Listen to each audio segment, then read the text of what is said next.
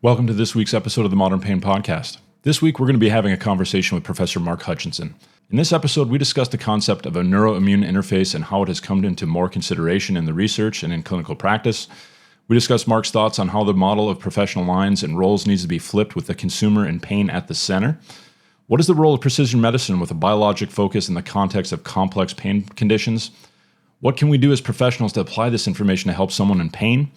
Is it realistic to expect a single intervention in research to make a large, lasting difference in pain? Have we been able to relate molecular patterns of cognitions to a pain experience where how we think can be tied to pain?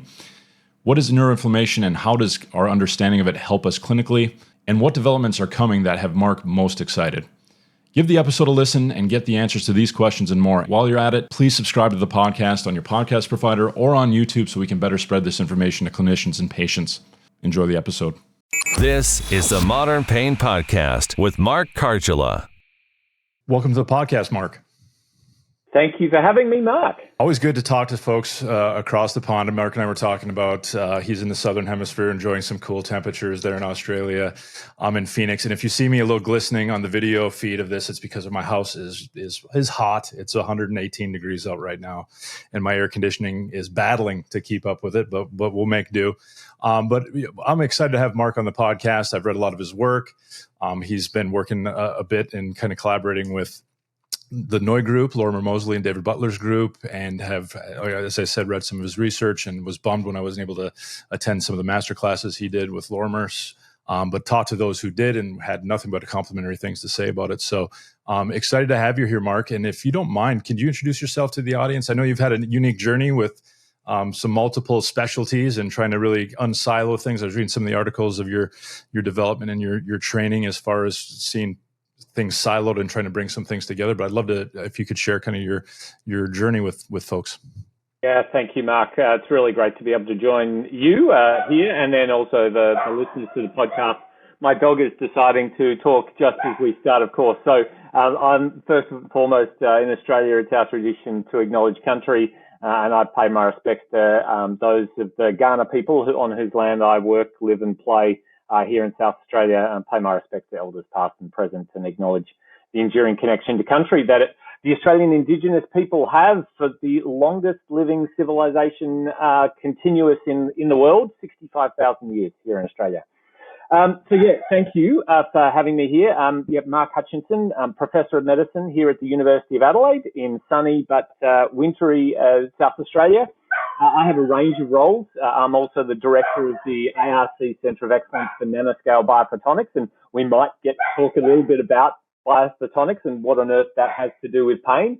I'm also the president at the moment of Science and Technology Australia. So that's the peak body that represents 145,000 scientists and technologists across government and industry and academia in Australia. So it's our equivalent of the AAAS in the US.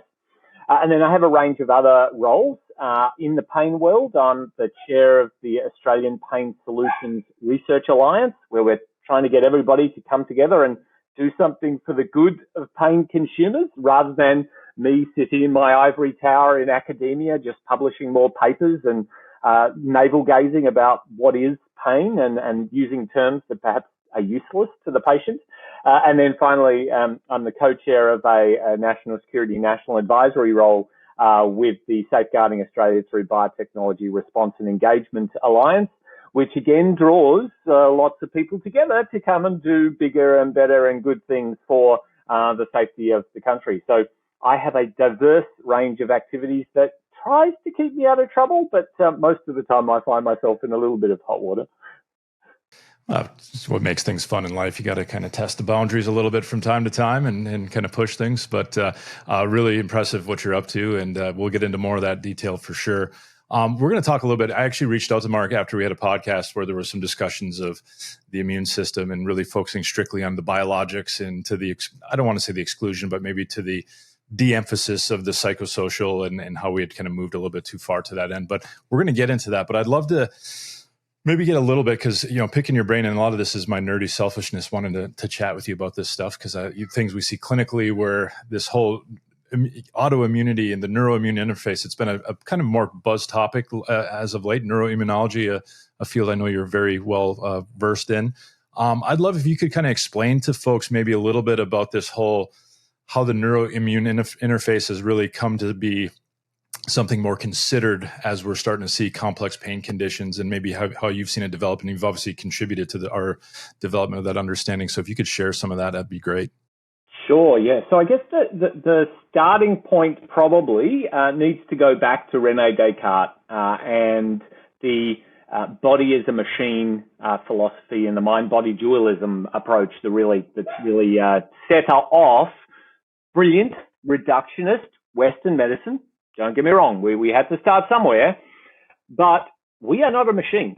You can't take me apart and then put me all back together again and expect me to work the same way.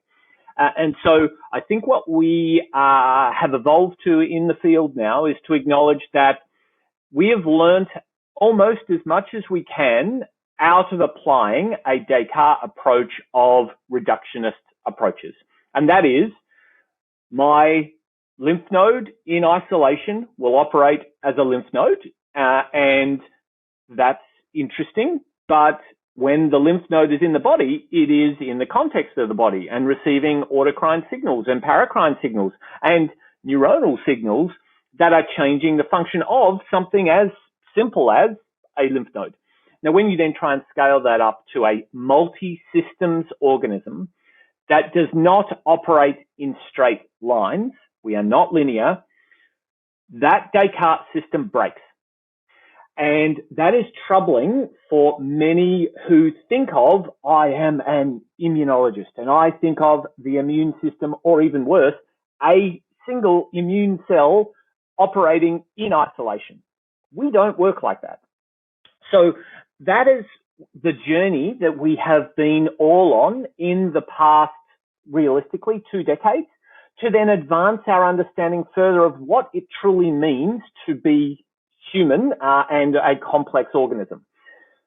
Where the discussion and realization that maybe we are more complicated than we thought, and critically, our brains are more than just a neuronal, electrical, ionic organism, organ only, was probably asking the simple question, how do we know we are sick? Now, it's probably a good time for us to ask that question, having come out the back of an academic and a pandemic, I should say. Yes, an academic pandemic.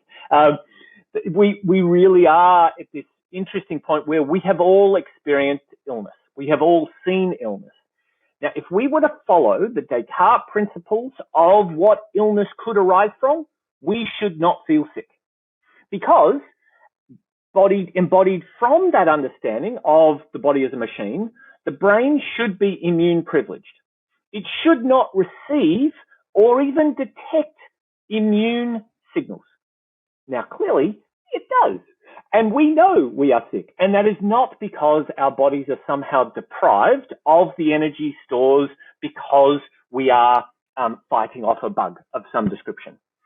It is because there are indelible signals within our immunology that communicate defined signaling pathways via a variety of methods to modulate central nervous system function. Now, those pathways are varied. Yes, we can have immune molecules like cytokines, chemokines, right through to prostaglandins and reactive oxygen species released by infection, released by damage and danger, that then can circulate to our brain and spinal cord, that then are detected and change. The presence is detected that then changes, and broadly black boxing it here, changes neuronal function. We also know that we can have immune cells migrate up to and adjacent to the blood-brain barrier to then change and release factors that then changes central nervous system function. We know that there are peripheral primary afferents that selectively respond to the release of those immune factors. That again leads to an ascending projection of neuronal activity that changes brain function. And the scariest one, but probably the most exciting one for us to actually acknowledge, is that there are immune cells that go into our brain and spinal cord that is a healthy brain and spinal cord and results in changes in central nervous system function, because these otherwise classically thought of peripheral immune cells are going in there to do things. Now, there's a myriad of things that they are doing, and most of them we don't understand yet, but clearly their mere presence is fundamentally changing the way our brain and spinal cords work. So that then means when we start talking about how do we know we are sick, we know we are sick because our mind and body are connected. And it's like, well, of course that was the case. But no, actually, that is a profound statement to actually integrate into the complex siloing of our medical disciplines within Western culture. Our mind and body are connected. That means that what we think and how we behave and act changes our physiology in our periphery, and then how our peripheral physiology is adapting and changing or responding is changing then how we think. We are not straight lines. We are connected circles of very much entangled Venn diagrams of multi-circles upon multi-circles. And in amongst that, I've been enjoying the last 3 decades of trying to tease apart little parts of that to explain tiny parts of what we understand it means to experience pain and how our immunological status, our environmental status, our nutritional status, our genomics, our thought processes, and a little bit of injury contributes to the experience of that complex pain experience. Yeah. So, I mean, a lot to unpack. And there's a few things I'd love to, you speak to some of the siloing of, Western medicine, which I think makes it difficult to tie these two together. And I think you rightfully identified the biomedical model obviously has its strengths and has done some amazing things and should be grateful for some of the developments there, but it kind of has this linear straight line Descartes classic diagram of the old foot in the fire type thought process with pain. That doesn't bring in the complexity of this emergent complex system that we work with humans. You're obviously, one person who's trying to cross some of these borders where, immunology, pharmacology, and different, these, things, and also obviously pain and consulting with physios. I'm wondering where you see with pain. Obviously our professional lines have sort of been drawn and, it's a hard thing to change at this point. So I think, the sunken cost is there and, folks feel the turf gets threatened but there's a lot of folks that are obviously really working hand in hand. We know that pain isn't going to be one profession's solution, but I wonder how you see some of these professional lines maybe blurring and where you think ideally, I know minus the political and all the other challenging things that go into these professional lines being drawn. I'm wondering where you think these professional lines could better serve patients, and maybe how rigid or blurred they should be in your opinion. So, in all honesty, I think we need to flip the whole model to be actually appreciating the pain consumer at the center. Let's not make a pain consumer find us in our stupid, in Australia, wonderful Medicare supported system. Let's actually try and help orient our care to the needs of that individual who is experiencing and trying to live life with acute through to persistence of pain. And so I think what that means is we need to actually acknowledge the complexity of it. Sometimes the discussions that we have within the academic ivory towers about terminology and naming, whilst they may appear to be important to us, the pain consumer is still experiencing a hell of a lot of stuff that they call pain. So unless that discussion is going to lead to a profound adaptation or change in access of a potential pain treatment or some tool that allows for that pain patient, pain consumer to live their life in less pain or live their life with pain to a better degree, why are we wasting our breath on it to some extent? Now, that's all nice and well and good to say, but I know we need to start talking about terminology and be careful with our use of language because it does often close doors rather than open doors.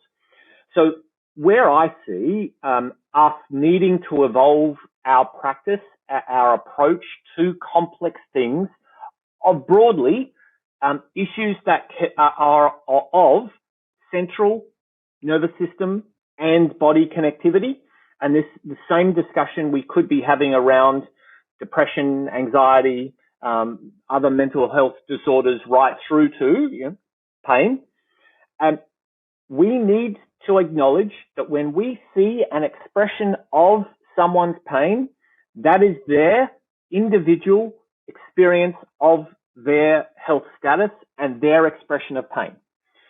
Where they have come to experience that pain at that point in time is the sum, indelibly the sum, of who they are, who they have been, what they've experienced, and their current physiological status.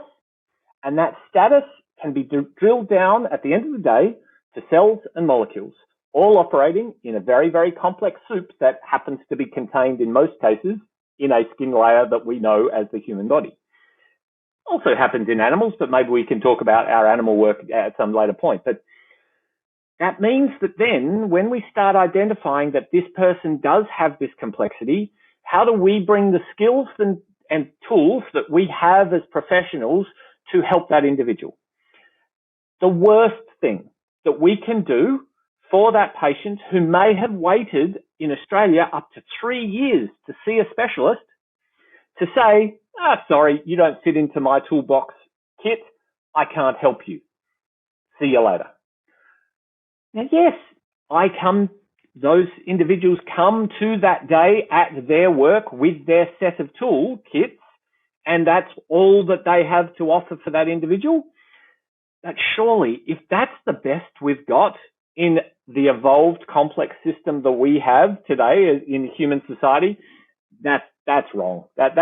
We shouldn't have to, one, wait for that amount of time, but two, to be told, no, sorry, I can't do anything for you. So where we're starting to see an opportunity in Australia especially are these multidisciplinary teams of health professionals broadly coming together to work with patients. That means that it is absolutely appropriate that the patient is seeing a psychologist, a physiotherapist, an occupational therapist, a general practitioner, some nurses, a surgeon, a pain specialist, perhaps even a specialist pharmacologist, to understand how they are responding to and adapting to the treatments and their current underlying causes, whatever those might be, of their current pain experience.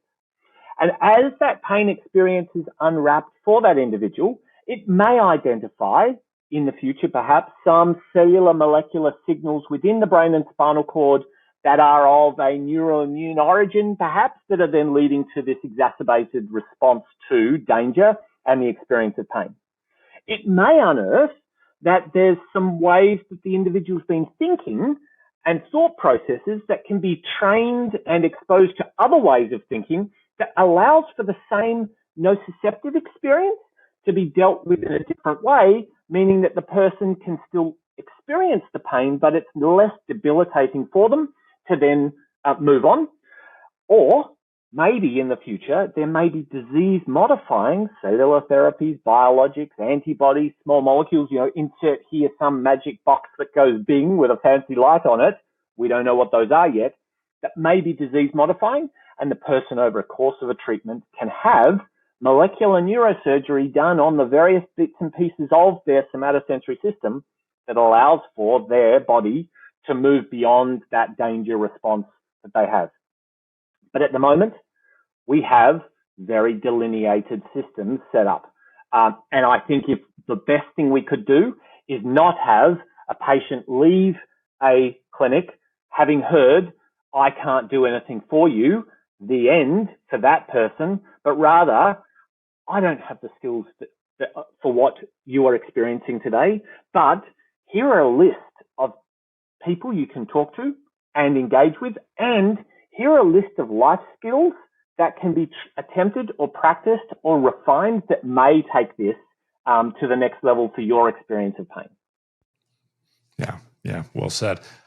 You definitely touch upon the complexity and some of the challenges we deal with systemically, and we had some discussions with some past guests about the possible future of biologics really targeting and being able to modulate this nociceptive apparatus. My question and some of the discussions that resulted on social media, I was like, but humans don't live in this like vacuum. They have to navigate back into an environment and a social world and a culture and a workplace and a home life and things that we know modifies, neuroimmunologically, if I can say the word right, it impacts the experience. So I'm just wondering where you think, I mean, obviously I think there's definitely a place for biologics and that the ability to maybe target something specific to somebody's pain phenotype and doing those type of things.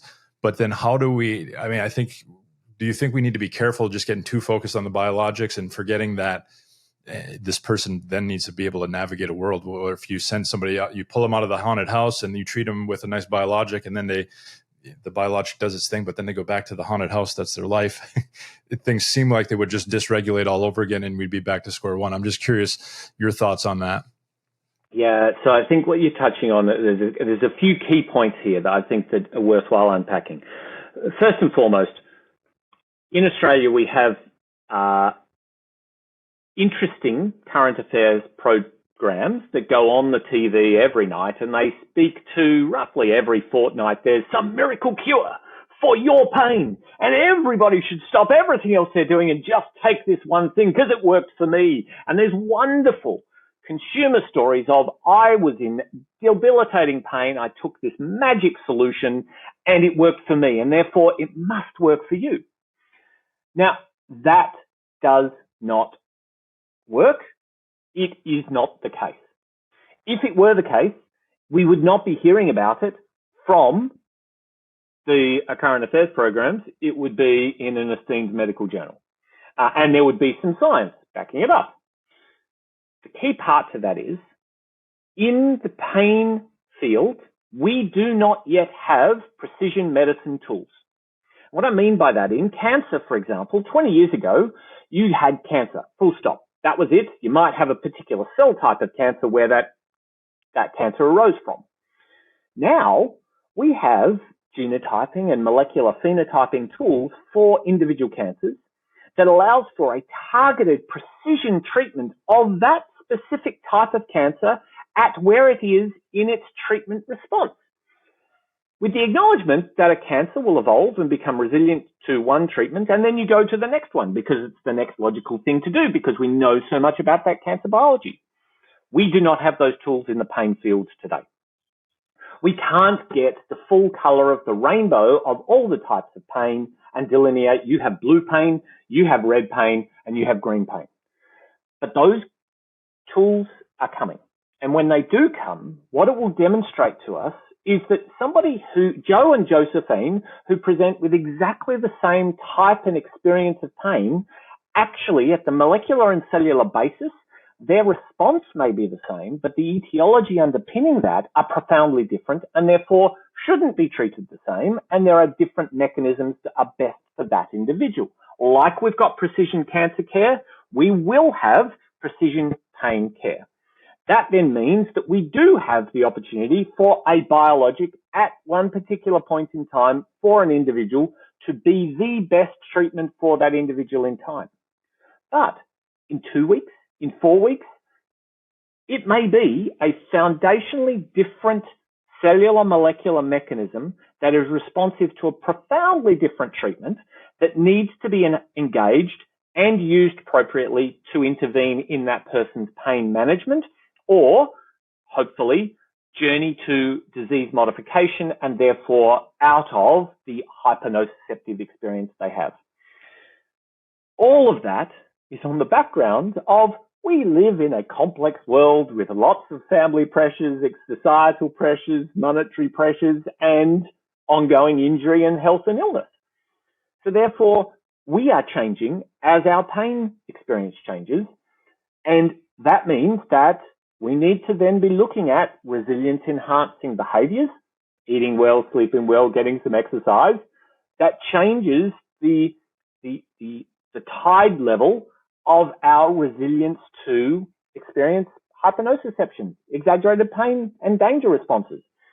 If we live a little bit better and do the things that we all know we should be doing, decreasing our alcohol intake, getting better sleep, eating healthier, going for those lovely walks, either in the crazy hot summer like you have or the pretty generous winter we have here, that changes our physiological set points across multiple systems.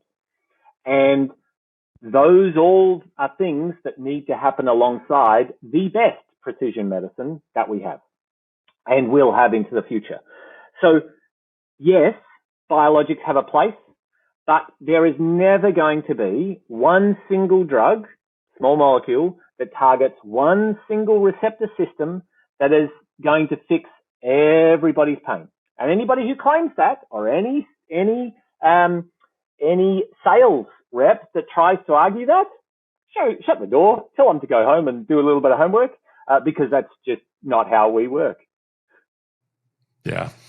Yeah, it's the complexity, and we've had a few clinicians kind of weighing in, because I had kind of said, well, what should I ask Mark about when I talked to him on the podcast? And they were, you've touched upon a lot of the like biologics and our ability to, and also talking about what we do as physios, where the push for like lifestyle medicine has been pretty large within physiotherapy, recognizing that we need to push people to better, exercise habits, better movement habits, better stress management, diet, all the good things. I'm wondering what you think, if we kind of take this to this whole thoughts of neuroimmunology with a clinician on the front lines, because I think sometimes too, I know I see this clinically, I'll see patients where they might be getting this like little bucketed, siloed view of their condition, yet you see them and they're sensitive to everything. They're allergic, food allergies to everything. They have sight, smell, sound. I mean, some of it being accompanied with migraines, sometimes not.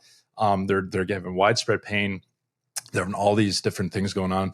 Obviously, we work to communicate maybe with our physician colleagues and other folks to maybe look at, some of these more complex, diagnoses and systemic dysregulation things. But I'm just wondering, like, as maybe a physio, because I'm selfish and I want to talk about my profession, I guess. But what do you think we can do as physios, and maybe not even just physios, because we got OT colleagues and a lot of other folks who are in that rehab frontline, to maybe use this information to better, help people? I mean, what would you think on that?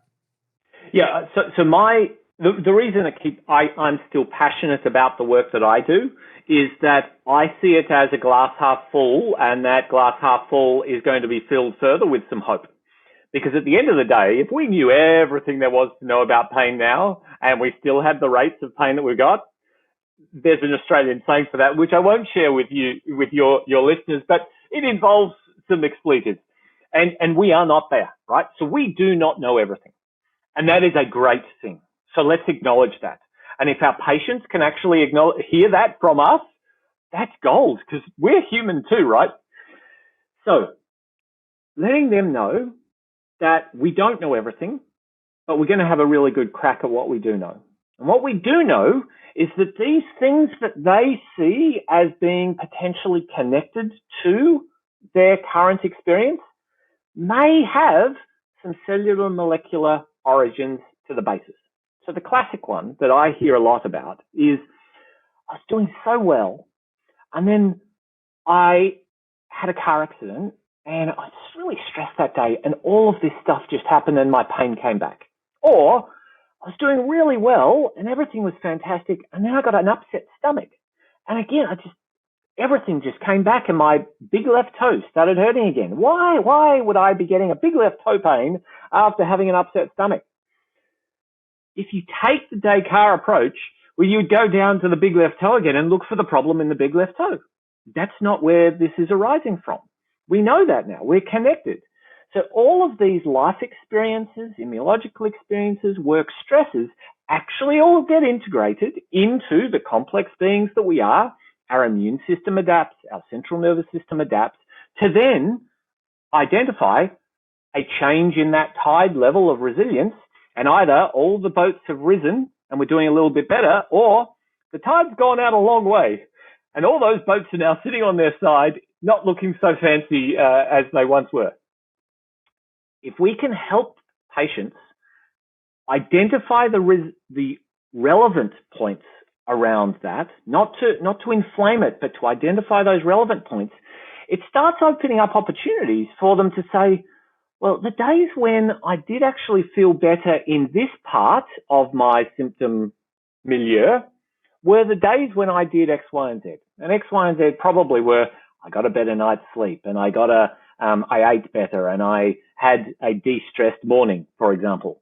And those may lead to acute connectable benefits for these other things, whilst maybe not touching the reason why they're with you for their fundamental pain presentation.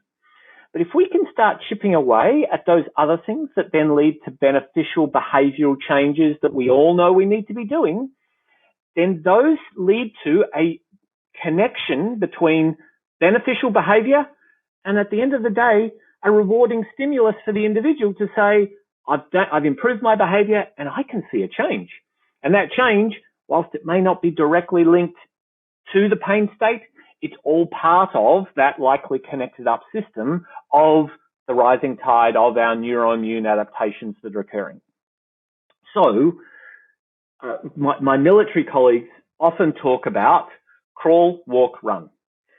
If we start trying to expect to run straight away, we're going to be very disappointed. So let's start with that crawling. And that crawling often is, let's get up, let's get a good amount of sleep. Let's look at your sleep hygiene. Let's look at simple things like the approach that you have to your daily practice. How do you actually go about this? Let's create some sort of safety signals in those days so we can then start looking at that rising tide. Oh, and by the way, here's some helpful physical exercise activities that might actually help you gain confidence in your movement. Because if you're exhausted and you haven't eaten well and you're already grumpy, probably not the best day to be doing the exercises which you know endanger in me thinking I'm going to be somehow not safe to do these moves.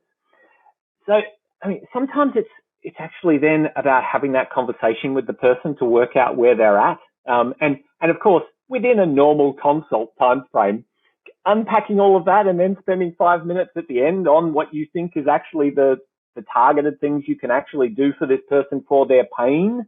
Maybe it's actually all the conversation altogether that's actually part of that whole journey that you're on with the patient over time. Yeah, no, that goes to kind of what we see often clinically is just kind of, I like the rising tide and that analogy is I'm going to steal it and use it with some patients, but it does make sense where you're not trying to like think there's just one unidimensional, linear factor that we're going to find. But if we can start taking these big picture, sleep, diet, exercise, stress management, finding joy in your day, what are the things that helping people kind of unpack the fact that, hey, when you're in a context where you're distracted, you're enjoying, you're engaged, your pain is significantly less, and you can start plugging these people in. I know it's been termed in the past, some of these things, immune buffering behaviors, but I think we're seeing it's just good pain buffering behaviors, which obviously has a good immune component to it. Yeah, and I think that, we think of the power of the scalpel in the hand of a skilled surgeon.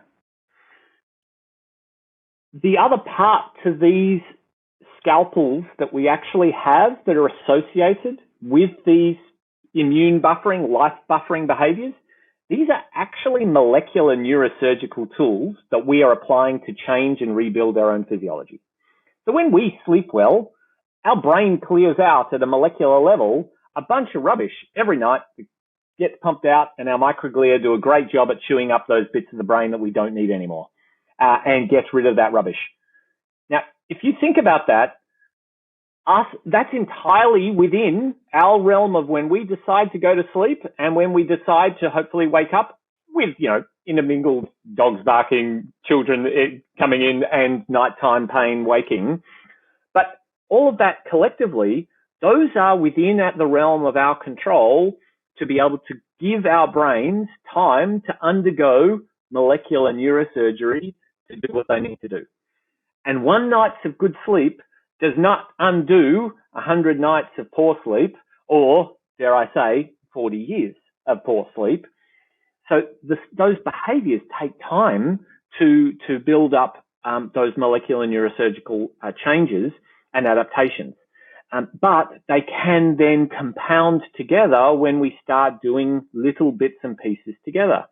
And so when you start looking for statistical significance in single studies with single interventions, many times we will see small changes that aren't statistically significant. Now, my argument is we need to identify evidence-based practice. But evidence-based practice in pain is never going to be one single intervention that cures everybody's pain. If these are things that we know are beneficial to us anyway, let's do them. And then if we look at the cumulative benefit across multiple interventions, which no one runs a clinical trial, which is let's apply 20 things and look at how those 20 things work in concert, because it's not the way that Descartes would have had us do the trial. It's a noisy signal, but maybe those are the types of clinical trials we need to actually run in the future to look at complex, non-surgical, non-sole pharmacological interventions to intervene in pain states.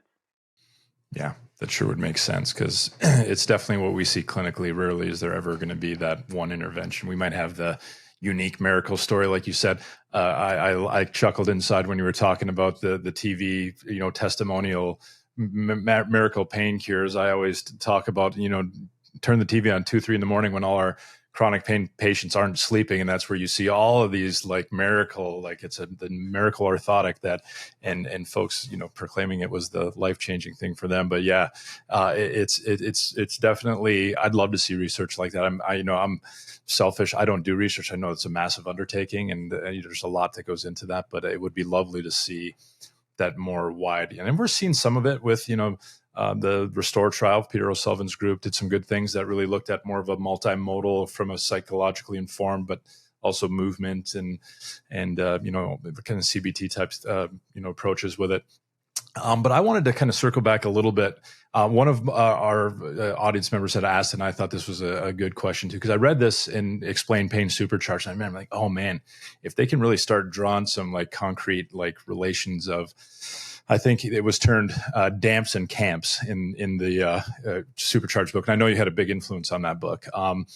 But danger associated molecular patterns, and and then the cognition associated molecular patterns. You talk about some of the molecular neurosurgery that we do, but we know, and we don't have to get into the toll-like receptors and the history of that, although I enjoy nerding out on that stuff from time to time. But I'm wondering where we sit, or where you think we sit at it, being able to, because that obviously ties like our thoughts and our cognitions to like, true inflammatory experiences, and I'm wondering where we are in that. I may have not read things. Well, I know I haven't read things because there's so much out there, but I'm wondering where you think we are as far as like how cognitions can have this molecular, obviously thoughts are molecular patterns in our bodies, of course, of neurons firing and different things. I'm wondering where you feel like we are with that tying to a pain experience. Yeah, sure. So I think the part that is helpful to conceptualize here is when we have a thought, these can be drilled down to complex networks of neuronal activity, which alters how our consciousness perceives things, and then we have whatever that is as that thought. Now, it's critical for a gliologist, glial-centric geek like I am, to acknowledge, hey, neurons are important for that process, right? So absolutely, we need an action potential. We need these networks of neurons to work together. The part where the DAMPs, CAMPs, ZAMPs, BAMPs, all those associated molecular patterns come in is starting to look at the housing of how the neurons, what the conditions are that the neurons are actually working within. And that's all of this neuroimmune domain. Some say up to 20 times as many immune cells to neurons, depending on different parts of the brain, but let's say somewhere between 5 and 10 times as many cells.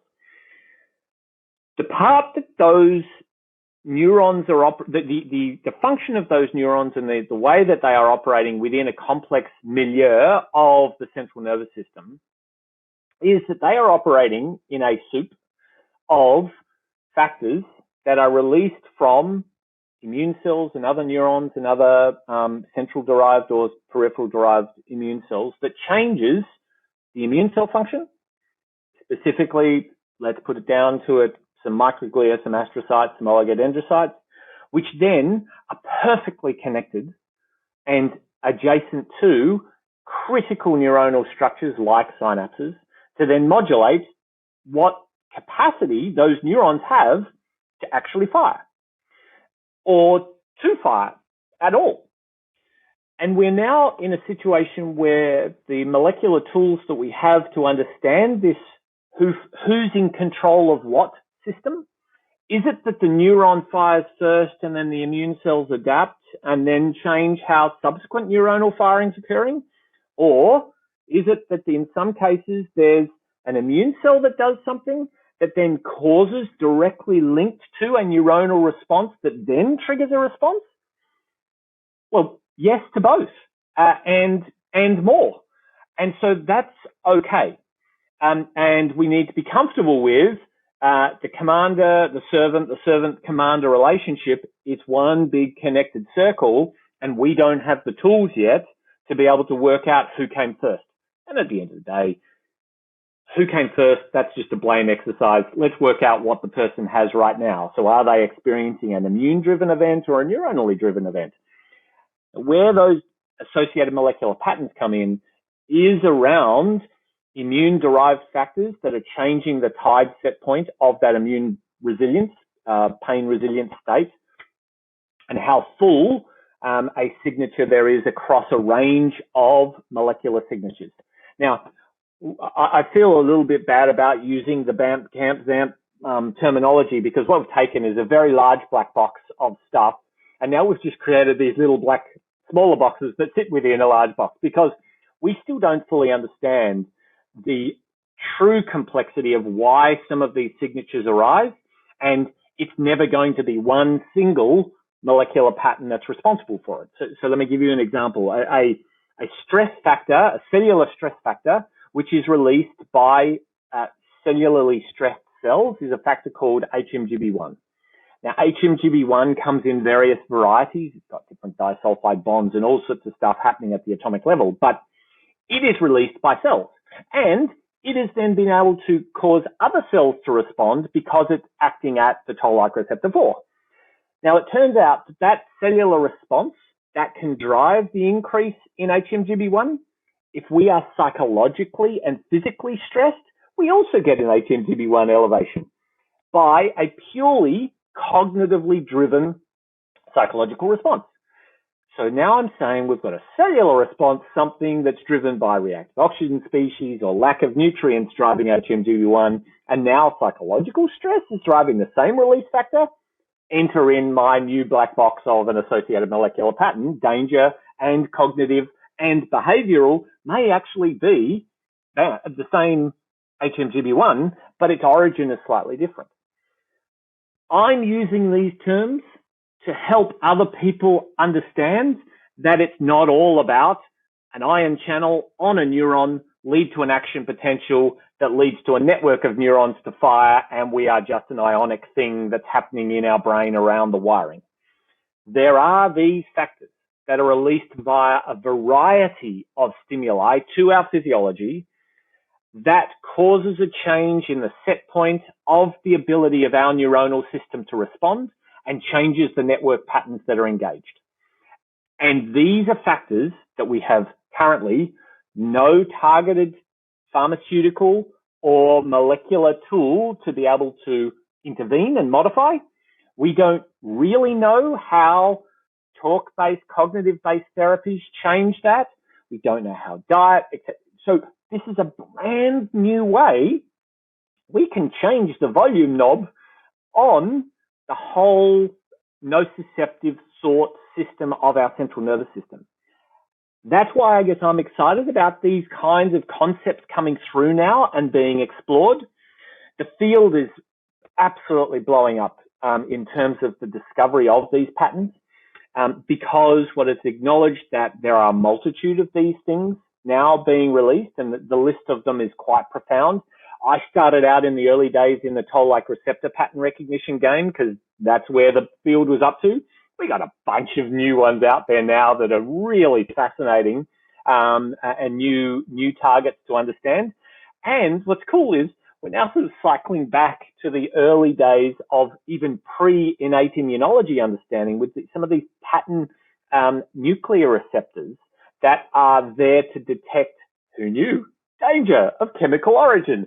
They don't just detect danger of a chemical origin, they detect a bunch of other stuff that then leads to profound transcriptomics, cellular adaptations, boom, boom, boom, off you run to the races. So there's an awakening to realize we're complex and we need to acknowledge that complexity. And if we did that a little while ago, we wouldn't be telling the simple stories of A gets connected to B, gets connected to C, and if we give you D, you're cured and you're fine.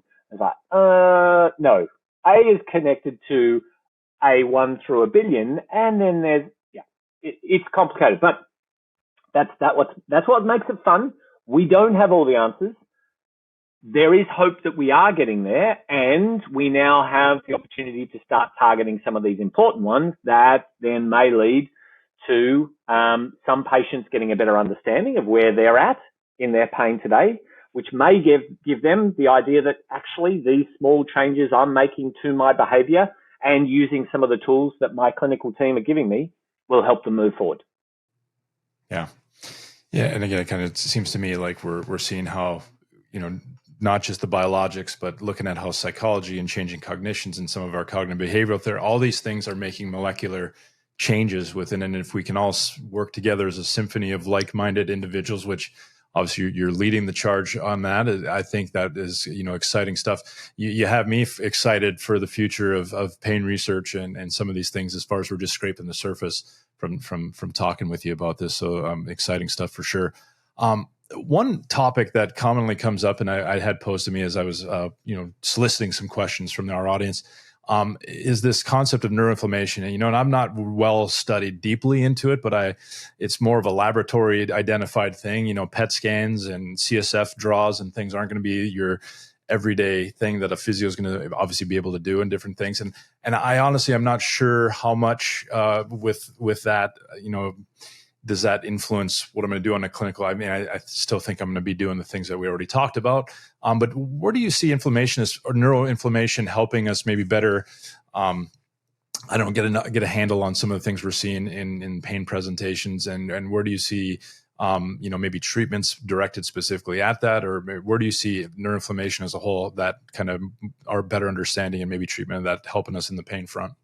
Yeah, sure. So this is where my language and my communication with my immunology colleagues has taught me that inflammation is, for pain, important in the periphery, but not what we're actually talking about in the central nervous system. So there are cardinal signs of inflammation: redness, heat, swelling, immune cell infiltration, etc. In the pain state of even persistent pain, we don't see neuroinflammation. Neurodegenerative diseases are associated with neuroinflammation: gross blood-brain barrier breakdown, immune cell infiltration, cellular debris clearance, cellular loss. Absolutely, talk about neuroinflammation all you like to the cows come home for Parkinson's, Alzheimer's, traumatic brain injury, stroke. Pain, acute pain, persistence of pain is not neuroinflammation, which opens up this fascinating opportunity to understand that we are dealing with normal communication of immune factors associated with normal functioning of the central nervous system that then has gone beyond normal into pathological for nociception, but is not neuroinflammation.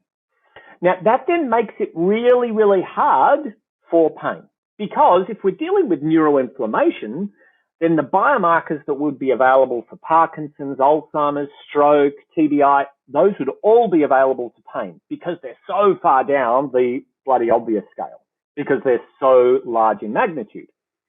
We're dealing with a little bit more than normal in the hypernociceptive space. And that means that our measurement technologies are really going to struggle to be able to detect most of the signaling that we're actually talking about at play in pain. So, PET scans, CSF pulls, complex imaging techniques for diagnosis. We've done the numbers for Australia. We would bankrupt Australia fully if we deployed that as the frontline treatment for pain, because it's the main reason people go to the GP in Australia is because of a pain presentation. So our approach has been to say, experiment all you like with the super cool, far out, whiz-bang imaging technologies to understand the fundamental reductionist approach of what's actually happening in pain states in refined pain patients. But don't ever dream that you're going to suddenly have every single person in pain getting a brain scan because you're going to break the system. Well, and also we won't have enough helium to then keep our MRIs, fMRIs cold, right? So let's look at this reality. We need to create technologies that allow for and augment the consumer's description of pain to their clinician with some objective measures that point us in the direction of precision pain management. Now, some of that may be a blood test or maybe some other kind of wearable measure of brain activity, for example, that only takes a few minutes, that only takes a few dollars to measure. But our assessment is we need to have a sub $5 pain test that takes sub 5 minutes that can be done in the waiting room, so that then the patient knows where they're at on their journey, the clinician knows where the person's at on that journey, and even better, gives some kind of color to the rainbow of pain experience that that person they're about to see is experiencing. That suddenly rules out almost 95% of all of the stuff that people like me are doing research on, which goes to the point we need to start working better across disciplines, to start talking to our crazy quantum physics colleagues, through to our computer engineering, through to our artificial intelligence, machine learning experts, through to our engineers, to work out what actually is going to scale to deal with the pain epidemic that we have. So we've been playing around with some of that kind of tech, and we're working with teams like PainQX, trying to look at brain EEG levels and linking that to what's happening in the blood. We've got some measures that we think are relevant to pain states in individuals, and critically also in animals in pain, that are delineating pain from no pain. If a patient says, I'm in pain, we've got to listen to them. An animal in pain doesn't have the ability yet to tell us in words, I'm in pain.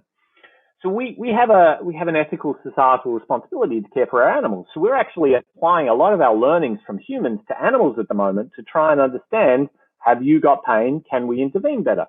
And then we're learning so much from our animals to then flip into our human clinical work. All of this to say, the only thing that we will be measuring in the future will be the assumed connected mind and body. We won't just be looking at only a bit of the brain or at a tiny bit of the spinal cord. We will be listening to the person. We'll be hearing the affect in the way they're speaking. We'll be looking at a brain measurement. We'll be looking at their wearable technology that they've captured over the last 14 days.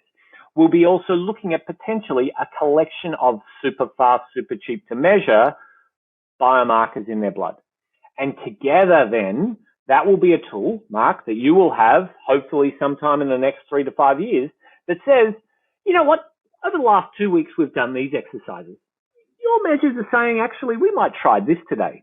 And that then sets a course for precision interventions for the person where they are at now, and a biofeedback to say, all of the work that I've been doing by myself at home for the last 2 weeks has done something, and I've actually changed the molecular surgical state of my body. Tick, great, let's go. But that's, a work in progress, but a lot of people are working on that at the moment. No, that is exciting research. I'm definitely looking forward to seeing that develop. This kind of goes off of that, and maybe you feel like you've touched upon it already. And we'll make this our last question because I want to respect your time. You've been generous to spend it with us for this long. What is the thing that's got you most excited as far as the future of pain research? You've touched upon some things that got me excited as far as if I could have folks who have wearables, cheap, like you said, things that can get biomarkers in their blood and almost stage them with where they're at, and also be able to measure them from, the changes that they're making, like you said, molecular neurosurgically within their own, central nervous system and things. I'd be curious, what else do you see out there? Or is there anything else that you feel like, man, this is some exciting things we have coming down the pipe? Yeah, I think if I look at the change of what was presented in Toronto at the most recent World Pain Congress last year, compared to even just 10 years ago, there wasn't a single presentation that didn't acknowledge that it's not all about neurons. And that is such an evolution for us as a field to have taken, that we are actually acknowledging pain is not all neuroscience. It's not all inflammation. It's actually about a connected mind and body. the fact that we're now able to have that as an evolved conversation rather than, the leaders of the field 20 years ago. Linda Watkins talks about speaking at clinical meetings and getting yelled off the stage because people were saying, that is heretical.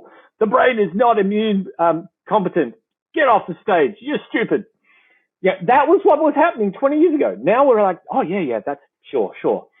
So that's exciting. I think the part where and in addition to what we've already talked about today being excited about, is this actual convergence of scientific and research technology fields together to start exploring brand new understanding of what it means for our brain to function and our spinal cords to be connected in and all indelibly working together as a connected body. That means that I think when perhaps we're talking again in a couple of years' time, Mark, we'll be talking about the latest in developments in quantum biology and how those red photons that everybody's been talking about in red light therapy, here are the molecular signatures that they've changed the electron transport chain in the mitochondria and done X, Y, and Z.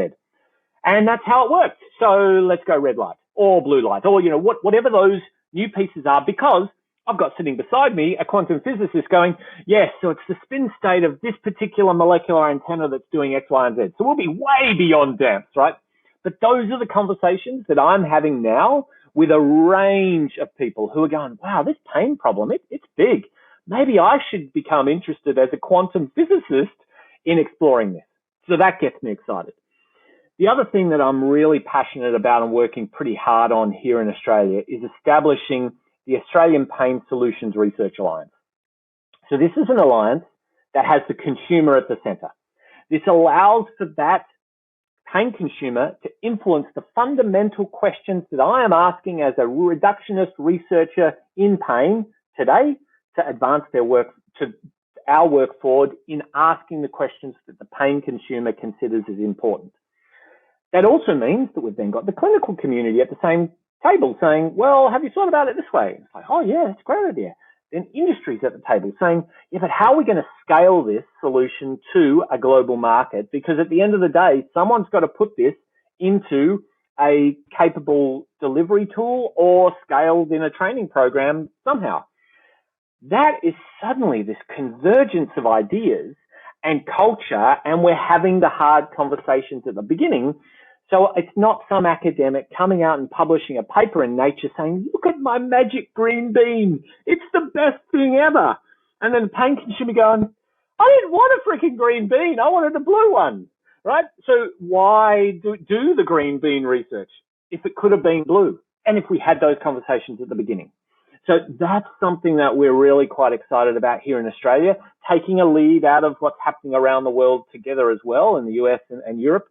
But as we start to draw this together, we're now identifying really important things that we thought were less important to the patient, but actually no, they want simple things delivered. And that makes our jobs as the researchers easier. Government gets happy because they're not spending money on stuff that didn't need to be done. Let's look at the things that are most important. So yeah, we're launching the Australian Pain Solutions Research Alliance soon.